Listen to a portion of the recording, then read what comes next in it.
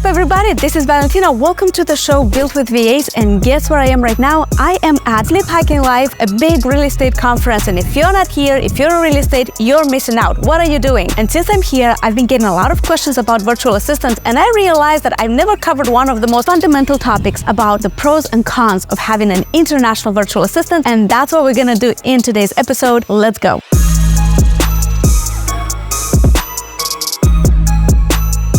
At this event, I had a presentation on stage about finding the right pieces for your company, hiring the right people for the right positions. And really, it doesn't matter if you hire someone locally or if you hire someone internationally. The idea is that you have to delegate, you have to hire someone to help you with the workload in your business. But in a lot of times, hiring someone internationally makes a lot of sense, and yet so people are so afraid of making the step. So let's address today the pros and cons of hiring someone internationally. So let's start with the pros. Number one is increased capacity. Simply put, two heads work better than one. So if you can clone yourself exactly, then you can offload a lot of your tasks to someone else so that you can focus your brain power and your capacity on bigger things to move your business forward. The second reason is the cost. This is a lower cost of doing business, which allows your money to go further and to develop your business faster. Reason number three is a bigger pool of talent. There's so much talent worldwide, definitely way more than within a 20-mile radius from your office. So why not explore this option? Reason number four is 24/7 availability. This works, of course, if you hire multiple virtual assistants. Don't let one person work 24/7. I think that's a very clear fact. This works if you have multiple virtual assistants, and depending on where they're from, they could actually do the work for you while you're sleeping. So when you wake up, you have a project done or things are moving faster without you being involved in that. And this is especially important for companies that need round-the-clock customer service or something like that. It's a very, very good idea and a very good way to get this done. Reason number five is that you have no employee-related expenses. Well, basically put, let's say if you hire someone locally, you have to worry about benefits, office space, computer, and everything else that comes with the territory. When you hire a virtual assistant, you pay for what you need. You pay for the work that's being done.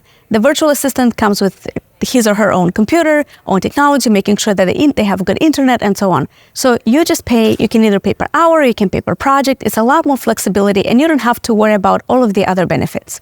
In fact, if you go to my website, hiretrainva.com, I have a blog post about the benefits that I use for my team of virtual assistants. So go ahead, check it out. And this is how I keep my team motivated, because what motivates people here locally might not work the same way when you hire people internationally. So if you really want to win with a group of international virtual assistants, again, go to my website, hiretrainva.com, and check the blogs that I have there. Everything sounds great. Are there any cons to hiring a virtual assistant? Unfortunately, there are, and not so much cons, but maybe some precautions that before you bring a person on board, something that you need to pay attention to. So let's get right into them, shall we? So number one is it takes time to find the best virtual assistant. Let's say you're placing an ad for a specific role. Be prepared to get an abundance of applications, which unfortunately, the majority of them will not be good. And here's what's happening. If you can find a virtual assistant for, let's say, $4 to $5 an hour, in some parts of the world, this is a lot of money. This is a big income. Some parts of the world, they make $5 a day. So obviously, when they get $5 an hour, it's very competitive and very attractive to them, which means a lot of people will apply to work as a virtual assistant, but it doesn't mean that all of them are qualified. In fact, when we accept people in our company at HireTrain VA, our acceptance rate is so small. I have 4 people on my staff who all they do is they vet candidates, they screen candidates, they watch a ton of applications, all of that, to only accept 2% of the candidates. So 98% are being rejected. That is how tough it is. That's how many people will apply. So if you have the time, it is totally worth it to have a virtual assistant on board. So if you have the time, just be prepared to go through this. The second precaution is data security. I actually heard this a lot from people that want to work with us. They say, okay, how do I make sure that my data is being secured? Because these are people that are not in my office with me. So here's the thing. Integrity, unfortunately, is an issue. Whether you hire locally, whether you hire internationally, it doesn't matter. You're working with people. There are ways that we use in our company to minimize data security risk. So for example, when I give access to my virtual assistants to my team, when I give them access to different softwares, different programs, I use a program that's called LastPass. That allows me to give them access to certain softwares and programs without me having to share my password with them. So if anybody leaves or I have to let someone go, I simply deny the access, but I don't have to replace the passwords every single time, which is a huge time saver and a game changer. So that's what we recommend to our clients as well. Another thing that we do in that case is make copies of the spreadsheets that you have. Because if your team works in a spreadsheet and let's say you let someone go and out of vengeance, they can do something to a spreadsheet, just regularly make sure you have a backup. It is going to be saving you a lot of headache. Luckily, we never had to deal with this. None of our clients had to deal with this. But just as a precaution, we like to think of the worst case scenario and then just be prepared. So if it happens, we can be prepared for that. So just a precaution. Again, this is not exclusive to just virtual assistants. It can happen to people in your office. You can get virtual assistants not necessarily from overseas. They can be from your same area, working from home. Whoever you work with, this is just an extra step to help you protect your data. Precaution number 3 is sometimes virtual assistants prefer to work with multiple clients. If you're okay with that, great. If not, then you have to ask more questions on the interview stage to understand whether you and the virtual assistants are aligned. In our company, we have a very strong policy against moonlighting. We don't want our virtual assistants to be working for other companies or for other clients. And the reason for that is when we place a virtual assistant with one of our companies, one of our clients, we want them to be loyal and dedicated to the company and not stretch themselves too thin by servicing 2 or 3 masters, so to speak. To us, it's very important that we have this dedication and we have this loyalty. You might be thinking, okay, what if I don't have enough work for a virtual assistant to keep them busy 8 hours a day? You might actually need them for 8 hours a day, and maybe you don't know it. We actually have a file, 100 plus tasks you can delegate to a virtual assistant. I will leave the resource here, go through it and see maybe if you're doing some of the tasks on this list, then that task could be delegated to someone for $5 an hour. So a virtual assistant can do a lot more than maybe what you have them do, or maybe one task that you have in mind for them. However, you might say, okay, what if I don't have the financial resources to pay them? I could make a whole nother episode on financial resources, on how to hire a VA and how to think about this from a financial point of view. But the idea is simple. You hire someone that's going to bring you a good ROI. It doesn't matter how much you pay a virtual assistant, as long as they bring you 2 times, 3 times, 4 times that amount of money. That's the ROI. That's really what counts. So before you bring someone on board, make sure to address this topic.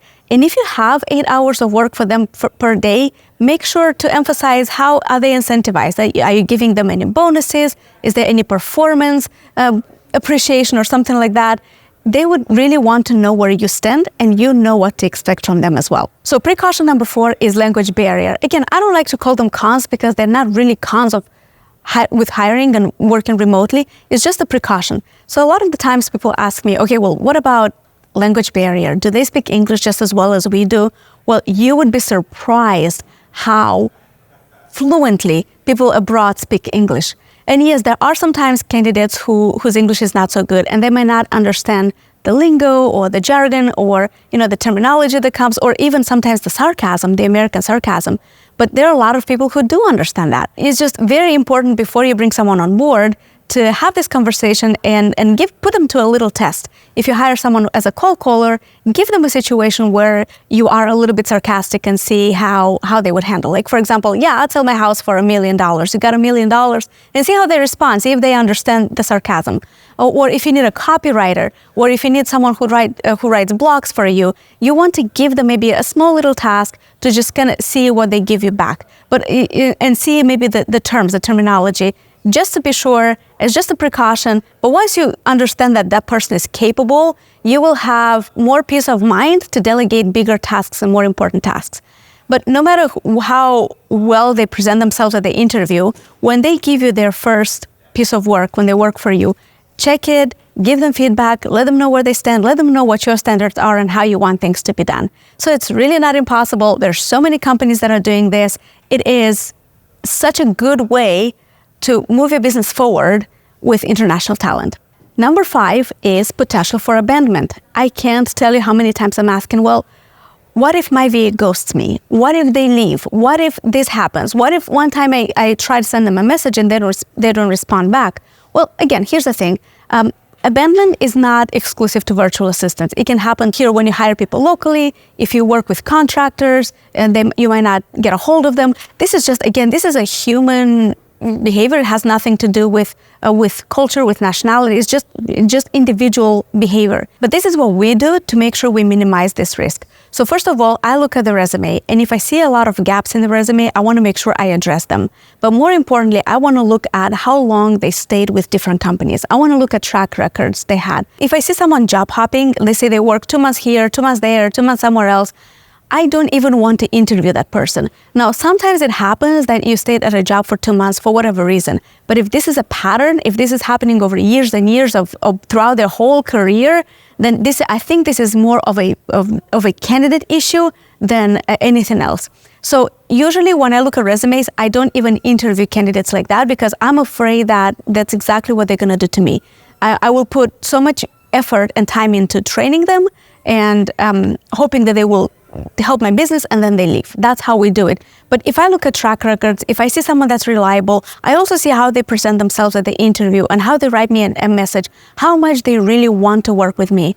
And believe me, there are a ton of people who will be so grateful for the opportunity to serve you and to work with you. So you really want to find those people. Just pay attention. You don't have to hire out of desperation.